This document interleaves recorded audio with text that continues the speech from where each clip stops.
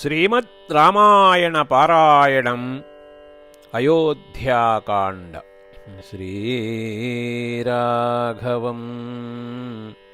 దశరథాత్మజం అప్రమేయం సీతాపతిం రఘుకులాన్వయరత్నదీపం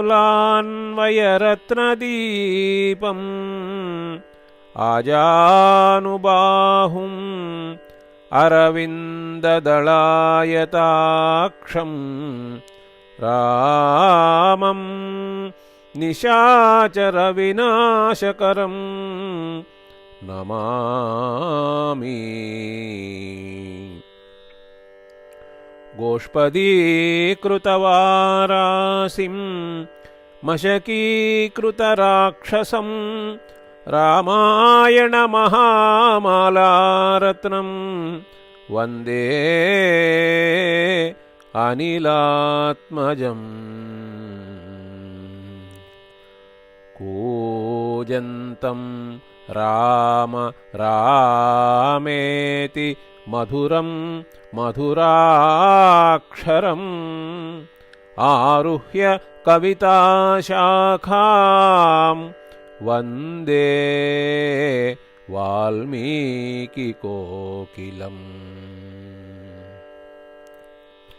శ్రీమద్ రామాయణం ఆది కవి అయిన వాల్మీకి మహర్షిచే రచింపబడిన ఆది కావ్యం. రామాయణం 7 కాండలతో కూడిన గ్రంథం. 24,000 శ్లోకములతో కూడిన ఉద్గ్రంథం. పరమ పవిత్ర గాయత్రీ మంత్రాక్షరములతో కూడిన పావన కావ్యం. ధర్మమూర్తి అయిన శ్రీరాముని సచ్చరిత్ర రమణీయం, కమనీయం, గణనీయం, శ్రవణీయం, మననీయం, సదా పఠనీయం.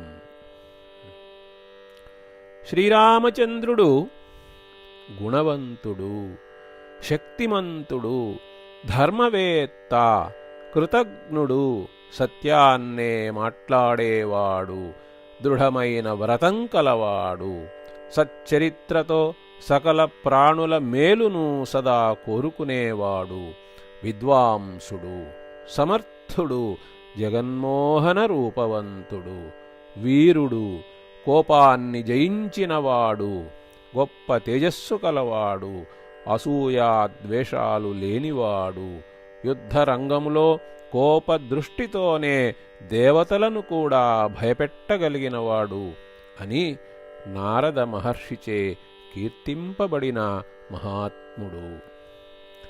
ఆదర్శవంతమైన పుత్రుడుగా, సోదరుడుగా, శిష్యుడుగా, మిత్రుడుగా, రాజుగా, భర్తగా, తండ్రిగా, దాతగా, ప్రాణదాతగా, వీరుడుగా, బోధకుడుగా, ప్రధానంగా ఆదర్శమానవుడుగా మెలగిన మహానుభావుడు ఆ అయోధ్యారాముడు. వేదవేద్యే పరే పుంసి జాతే దశరథాత్మజే వేదః ప్రాచేతసాదాసీత్ సాక్షాత్ రామాయణాత్మనా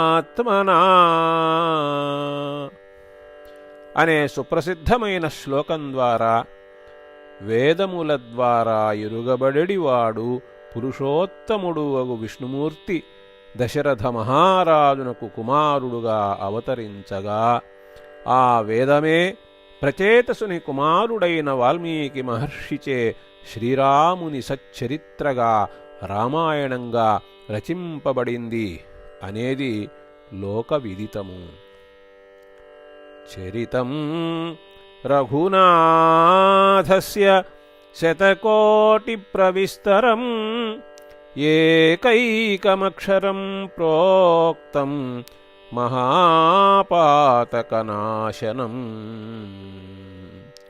100 కోట్ల శ్లోకములుగా విస్తరించబడిన రఘురాముని చరిత్రలో ఒకే ఒక్క అక్షరమును పలికితే చాలు గొప్ప గొప్ప పాతకములు కూడా నశించిపోతాయి అని పై శ్లోకం ద్వారా శ్రీరామరక్షాస్తోత్రములో తెలియజేయబడింది.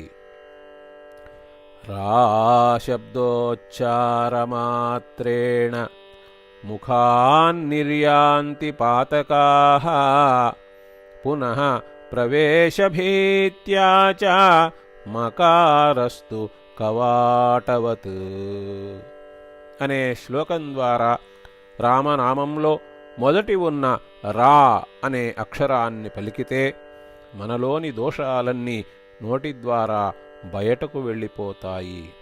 వెంటనే పెదవులు కలుపుతూ మా అనే అక్షరాన్ని పలకడంతో ఆ పాతకాలు మరల లోపలకు ప్రవేశించవు అని రామకర్ణామృతంలో విశదీకరించబడింది. శ్రీరామ రామ రామేతి రమే రామే మనోరమే సహస్రనామ తత్తుల్యం రామనామ వరాననే అనే శ్లోకం ద్వారా రామ అనే పవిత్రమైన నామాన్ని 3 సార్లు పలికితే విష్ణు సహస్రనామమును చదివితే వచ్చే ఫలితం వస్తుంది అని సాక్షాత్తు పరమేశ్వరుడే పార్వతీదేవితో అన్నట్లుగా బుధ కౌశిక ముని వివరించిన విషయం అందరికీ తెలిసిందే కదా.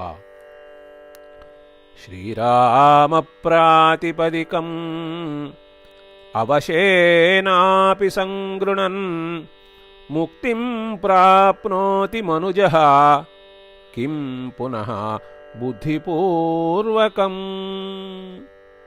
రామనామాన్ని తెలియక ఏదో ఒక విధంగా పలికినా ముక్తి లభిస్తుంది. తెలిసి బుద్ధిపూర్వకంగా రామనామాన్ని పలికితే ఇక ఎంత గొప్ప ఫలితం లభిస్తుందో కదా అని రామాయణ వైభవాన్ని తెలిపే ఉమాసంహితలో పై శ్లోకం ద్వారా వివరించిన విషయం విఘ్నులకు తెలిసిందే కదా. ఆపదలను తొలగించేవాడు, సంపదలను కలిగించేవాడు అయిన శ్రీరామునికి నమస్కారం చేస్తూ రామభక్తులు అనాదిగా రామాయణ పారాయణం చేస్తూ ఉండడం మనకందరికీ తెలిసిన విషయమే. అటువంటి శ్రీరామచంద్రుని చరిత్రగా వెలసిన రామాయణ ఇతిహాసంలో ఉన్న 7 కాండల్లో వరుస క్రమంలో ఉన్న 2వ కాండ అయోధ్యాకాండ. శ్రీమద్ రామాయణ పారాయణాన్ని సుందరకాండతో ప్రారంభించటం అనాదిగా వస్తూ ఉన్న సంప్రదాయం. ఆ తరువాత బాలకాండ పారాయణం, ఆ తరువాత అయోధ్యాకాండ పారాయణం. 119 సర్గలతోనూ సుమారుగా 4300 శ్లోకములతోనూ అయోధ్యాకాండ విరాజిల్లుతూ ఉన్నది. దశరథ మహారాజు పెద్ద కుమారుడైన శ్రీరామునికి యువరాజ పట్టాభిషేకం చేయాలని సంకల్పం చేయడం, మంథర మాటలు వినిన కైకేయి దశరథుని 2 వరాలు కోరడం, ఆ కారణంగా శ్రీరాముడు 14 సంవత్సరముల వనవాసానికి సిద్ధం కావడం, సీతారామ లక్ష్మణులు అయోధ్యను వదలి తమసా నదిని చేరుకోవడం, గుహుని కలుసుకోవడం, గంగను దాటడం, భరద్వాజ మహర్షిని దర్శించడం, చిత్రకూటం చేరడం, దశరథుని మరణము, భరతుడు తండ్రికి అంత్యక్రియలను నిర్వహించిన పిమ్మట వనవాసములో ఉన్న శ్రీరాముని కలసికొని అయోధ్యకు రావలసినదిగా కోరడం, శ్రీరామ పాదుకా పట్టాభిషేకము, రామాదులు అత్రి మహర్షి ఆశ్రమాన్ని చేరుకోవడం, రామాదులు దండకారణ్యములో ప్రవేశించడం మొదలైన ఘట్టములతో ఉన్న అయోధ్యాకాండ శ్లోక పారాయణ సకల శుభములను కలిగించగలదు.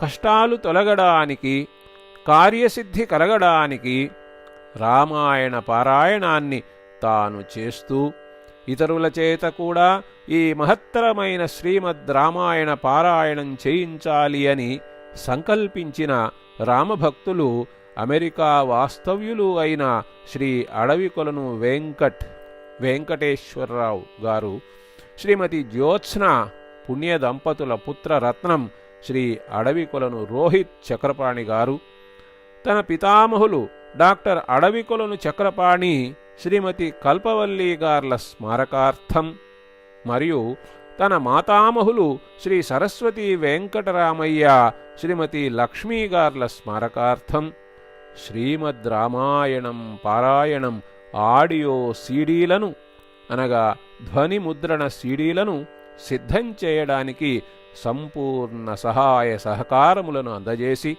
ప్రోత్సహించడంతో ప్రస్తుతం అయోధ్యాకాండలోని శ్లోకాలను శ్రీ చలమచర్ల వెంకట శేషాచార్యులు గారి తాత్పర్యములతో ఉన్న శ్రీ జయలక్ష్మి పబ్లికేషన్స్ వారి గ్రంథము నుండి క్రమంగా పారాయణ చేయడానికి నేను అంటే భవదీయ కోట రాజశేఖర్ని యథాశక్తి ప్రయత్నం చేస్తూ ఉన్నాను.